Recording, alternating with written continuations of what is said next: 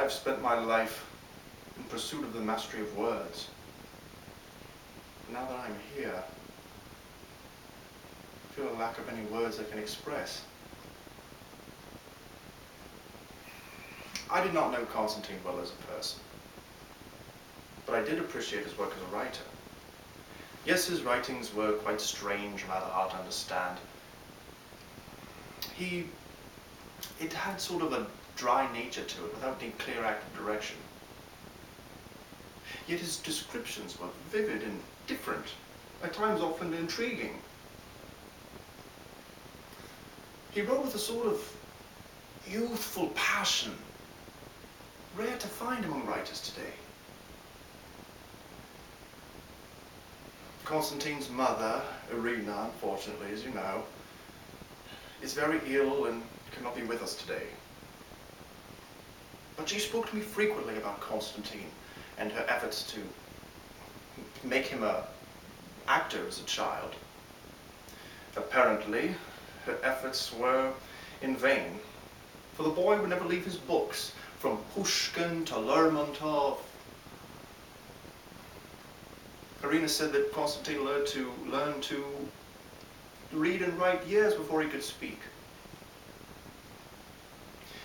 He self-taught himself on piano, and after Irina's first husband died, he learned to hunt like his father. I've been told that the beautiful stuffed seagull in the foyer is part of his handiwork as well. With such talent, his death comes to us as truly terrible. I may never know what caused Konstantin, or what drove him to commit the act that he did.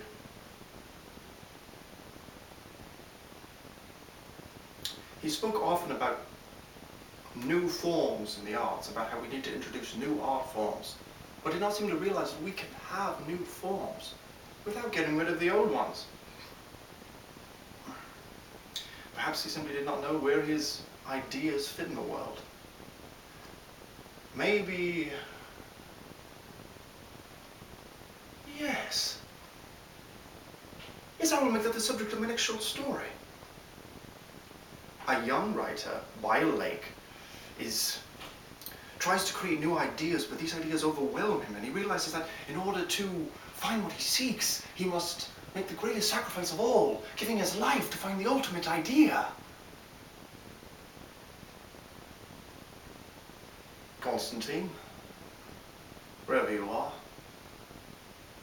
I hope you found it.